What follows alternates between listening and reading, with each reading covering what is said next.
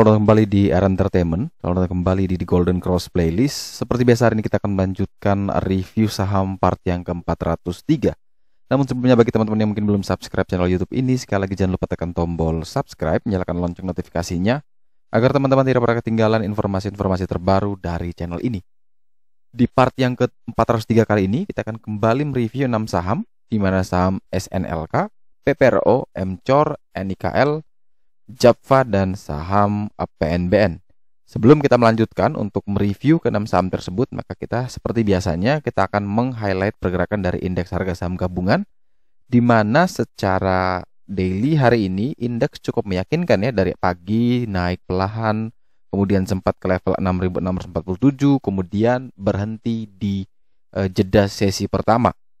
Ketika sesi kedua mulai opening, indeks tergelincir bahkan sampai ke level terendah, level penutupan hari ini di 6.533 atau minus 1,13%, di mana total transaksi hari ini 20,6 triliun. Ada 182 saham yang bergerak naik, 351 saham turun, dan ada 131 saham yang bergerak stagnan. Sekali lagi, untuk net foreign masih mencatatkan net sell di seluruh market sekitar 973 miliar. Kemarin lebih dari 1 triliun, hari ini kembali juga mendekat 1 triliun, artinya keluarnya sudah mulai masif setelah akumulasi-akumulasi yang mereka sudah lakukan di bulan-bulan sebelumnya. Jadi kalau kita tarik dari 1 bulan terakhir, yaitu sudah keluar sekitar 2,32 triliun. Oke, sekali lagi sebelum kita lanjut untuk mereview 6 saham tersebut, maka teman-teman mungkin yang belum bergabung bersama kami di Joran Investama, di grup Joran Group, ya teman-teman bisa segera bergabung, klik link di deskripsi, atau bisa juga teman-teman cari saja di Telegramnya @Joran Group, atau ketik saja di Google t.me/Joran Group, nanti diarahkan ke Telegram. Teman-teman bisa gabung gratis, mumpung ada teman saya ya yang bisa membantu teman-teman untuk sharing saham-saham yang bisa di scalping, kemudian yang swing, ataupun teman-teman bisa bertanya apapun, nanti dia akan menjawab ya sebisanya. Kemudian juga teman-teman yang mau bantu kami, support kami lewat Instagram, bisa bantu follow kami @JoranFest ya. Teman-teman bisa follow kami, dan nanti silakan bisa dibaca informasi-informasi yang ada dalam Instagram kami, dan mungkin di Desember nanti kita akan sudah prepare launching untuk platform edukasinya. Oke, kita langsung ke saham pertama, yaitu saham dengan kode emiten SNLK. Ya, di mana ini saham yang saya juga cukup baru mendengarnya ya, tidak familiar sekali, mungkin baru IPO, di mana ada yang minta untuk diulas ya, kenapa saham ini tidak pernah turun terus, dan akhirnya saya penasaran, saya coba membahas saham ini. Ternyata benar, selama 40 hari belakangan ini saham ini bergerak begitu meyakinkan ya. Naiknya pelan tapi konsisten. Dari 40 hari lalu dia di 990. Setelah melewati masa itu dia sekarang di 1660. Jadi kenaikannya itu luar biasa, hampir 100% ya. Ini sudah lebih dari 50% kenaikan, dan ini fantastis sekali. Naiknya cuma 1-2%, 1-2%, 1-2%, tapi sangat konsisten selama 40 hari terakhir. Kalau kita tarik mundur melihat dari 1 tahunnya, memang sepertinya dia baru IPO di bulan Maret. Kemudian harganya juga di bawah 200 dan sempat ditarik ke 1400, koreksi sedikit kembali ke 700, dan setelah itu dia sekarang masih di level puncak seharusnya ya. Level all time high-nya coba kita perhatikan bahwa ya benar, kalau kita menggunakan RTI di sini ada titik tertingginya yaitu hari ini 1660, masih all time high, dan ini cukup rawan sebenarnya. Kita tidak tahu kapan dia akan koreksi. Jadi kalau teman-teman yang bertanya kenapa dia tidak turun, saya juga tidak tahu apakah ini dijaga betul oleh market makernya, atau memang karena secara kinerjanya bagus ya. Itu nanti kembali lagi kepada masing-masing. Yang jelas bahwa ketika kita ingin masuk ke sebuah emiten baik invest atau trading, maka tentu kita harus riset kembali ya. Kalau mau invest tentu harus pastikan betul apakah perusahaan yang kita invest ini manajemennya dapat dipercaya, tata kelolanya bagus, kemudian baru kita lihat nih apakah kinerja keuangannya juga memuaskan atau tidak beserta prospek-prospeknya. Tapi kalau misalkan masuk karena teknikal, tentu ini secara risk reward sangat susah sekali kita mau tentukan karena potensi penurunan itu terbuka sangat lebar alias potensi risknya tuh lebih lebar timbang upside karena setiap hari all time high. Jadi kapan kita harus masuk kita juga tidak tahu. Jangan sampai pas kita masuk itulah all time high terakhir dan setelah itu ARB berkali-kali dan kita nyangkut tinggi di pucuk ya. Jadi lebih baik kita cari emiten yang mungkin jauh lebih menawarkan risk reward yang lebih menarik ya.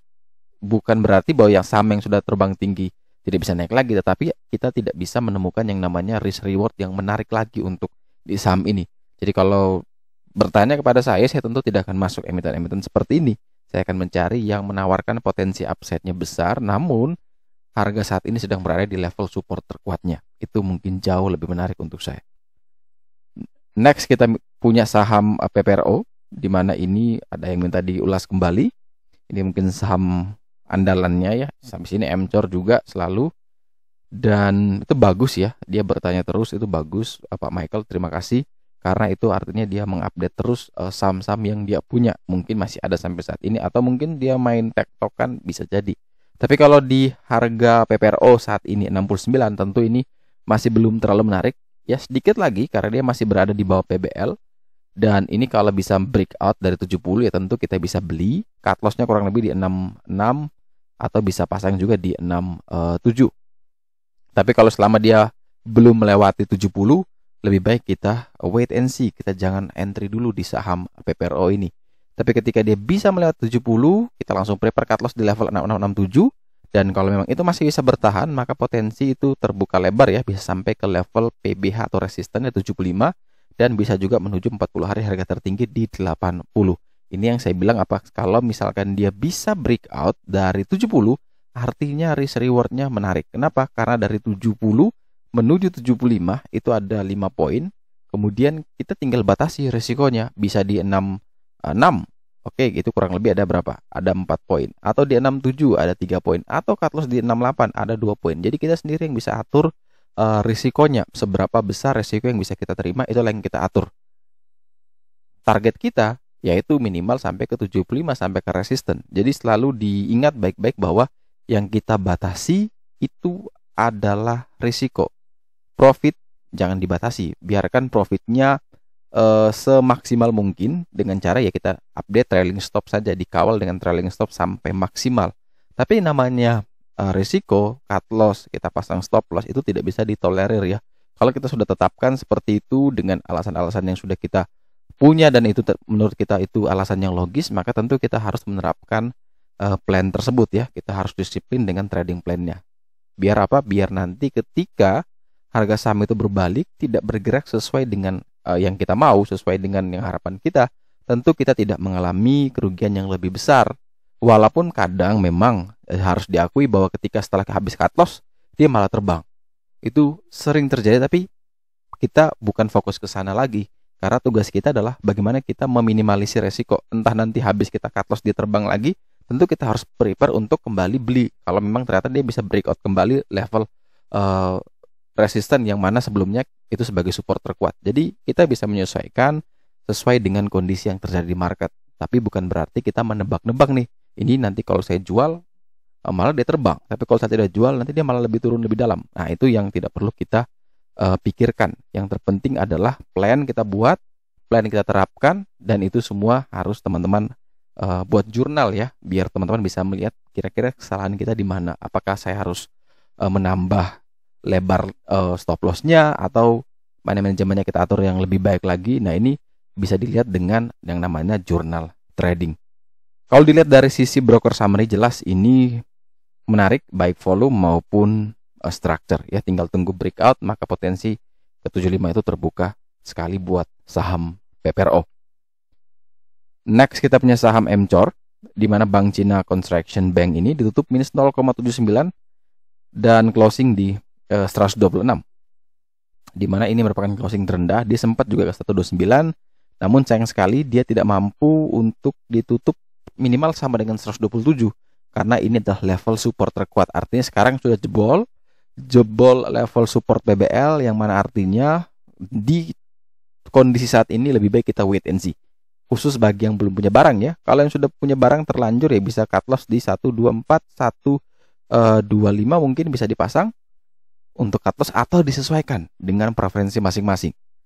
Tapi bagi yang mau membeli tentu lebih bagus adalah ketika kita menunggu dia naik kembali di atas 127 ya. Buy on breakout ketika dia melewati 127, prepare cut loss di level yang sama 124 sampai 125, target kenaikan ke 134 sampai dengan 136. Tidak mampu naik ke atas 127, kita wait and see. Bisa breakout, kita coba untuk beli. Kalau dilihat dari sisi broker summary, secara volume ini seimbang ya, secara volume ini seimbang, secara structure ini masih belum menarik untuk MCOR. Oke, sebelum kita lanjut, sekali lagi teman-teman yang mungkin mau berinvestasi juga saham-saham di luar negeri, khususnya di bursa Amerika, sekarang ada aplikasi GoTrade yang mana teman-teman bisa berinvestasi di saham-saham seperti Facebook, Netflix, Apple, Tesla, dan masih banyak lagi saham-saham yang mungkin kita sangat familiar. Dan itu teman-teman bisa dapatkan bonus juga sebesar $2, yang mana teman-teman bisa klik link di bio biar teman-teman bisa dapatkan bonus sebesar $2 tersebut. Mungkin nanti minggu depan atau dalam minggu ini akan saya tambahkan bonusnya lagi. Mungkin bisa dapat tambahan $3 lagi. Ya, ini nanti saya lagi pikirkan apakah teman-teman akan saya bagikan kayak seperti giveaway atau apa, nanti saya masih pertimbangkan. Jadi teman-teman yang mau berinvestasi juga di luar negeri di bursa Amerika, teman-teman bisa klik link di deskripsi atau bisa tulis bit.ly/invest di Amerika, dan nanti teman-teman bisa dapatkan bonus sebesar $2. Untuk menambah referensi informasi, teman-teman juga bisa menonton beberapa video yang telah kita upload ya, baik tentang berinvestasi dengan mudah di bursa Amerika, kemudian 3 alasan berinvestasi di bursa Amerika, dan kita akan mengenal fitur-fitur di aplikasi GoTrade. Jadi jangan sampai teman-teman kelewatan. Next kita punya saham NIKL, di mana saham Platinum Nusantara ini ditutup naik 1,44% di harga 1050 ya. Ini dia sempat merah menjelang closing, tiba-tiba ditarik closing di 1050, dan closing ini tepat sekali berada di level PBL. Ini menarik ya, setelah dia turun jebol dari PBL-nya, kemudian closingnya sekarang tepat berada di PBL 1050. Ini kalau besok bisa tembus lagi, bisa kuat bertahan di 1050, maka potensi ke 1120 itu terbuka sangat lebar. Tapi kalau dia tidak mampu mempertahankan 1050, lebih baik kita wait and see, karena ada peluang dia akan kembali menguji level support terendah, level 40 hari terendah di 1015. Jadi kalau teman-teman yang mau membeli, maka 1050 sampai dengan 1060 itu bisa menjadi area beli yang menarik. Target kenaikan ke 1120 sampai dengan 1215. Batasi cut loss kurang lebih di 1030 sampai dengan 1035. Akan tetapi kalau dia tidak mampu naik terus di atas 1050, lebih baik kita wait and see terlebih dahulu di saham NIKL. Kemudian untuk transaksinya juga karena masih di bawah 1 miliar, maka lebih baik kita skip untuk bandranologinya. Next kita punya saham Java Comfit ya, ditutup stagnan di harga 1600, dan ini cukup mengejutkan ya, karena dari pagi memang opening 1600 dia secara konsisten dan meyakinkan naik ke level 1645 dulu. Kemudian sesi 2 dibanting, kemudian ditarik lagi sampai level tertinggi di 1655. Namun menjelang closing dibanting kembali ke level opening dia. Jadi opening 1600, closing juga di 1600. Jadi lihat candlenya seperti itu. Dan closingnya ini berada di bawah level PBL. Artinya ini masih tidak aman ya, masih tidak aman. Closingnya di bawah 1620. Jadi kalau teman-teman yang ingin membeli selama dia masih berada di bawah 1620, lebih baik kita wait and see, kita jangan masuk. Nanti tunggu mungkin ada level support baru atau PBL baru. Nah, itu kita bisa coba untuk entry. Tapi di harga saat ini lebih baik kita wait and see. Tunggu sampai Java bisa breakout, bisa melewati lagi 1620. Jadi ketika dia melewati 1620, kita bisa buy on breakout di sana. Target ke 1735 sampai dengan 1955. Prepare cut loss kurang lebih di 1600 atau di 1605.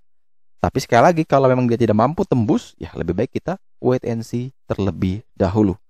Kalau dilihat dari sisi broker summary, secara volume ini menarik, tapi secara structure untuk Java ini masih belum menarik.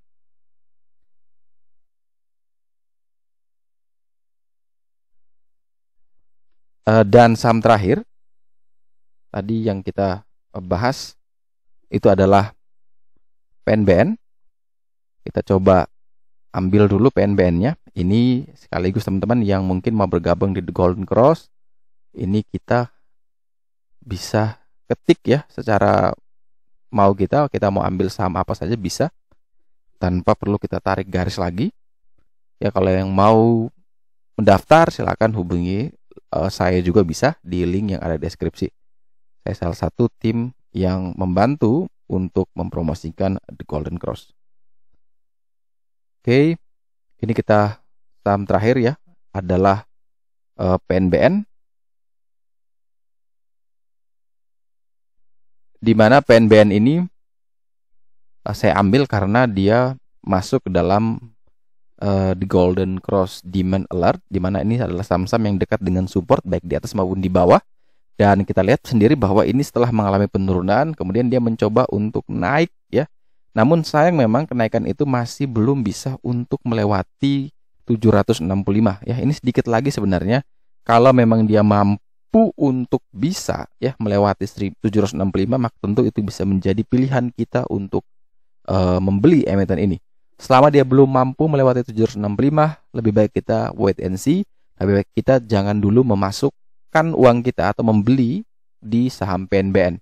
Kita akan beli kalau memang dia bisa breakout. Nah, case-nya misalkan kalau dia bisa breakout dari 765 ya silakan buy. 765 sampai dengan 770 bisa kita pakai dengan target kenaikan ke 810 sampai dengan 855. Prepare cut loss kurang lebih di 755, 750 bisa. Itu dengan catatan adalah kalau dia bisa breakout dulu. Tapi kalau dia tidak mampu melewati 765 ya lebih baik kita wait and see di saham ini. Kemudian dari sisi broker summary secara volume ini belum menarik, tapi secara structure ini sudah mulai menarik ya untuk saham PNBN. Oke, sekian dulu review saham part yang ke-403 hari ini.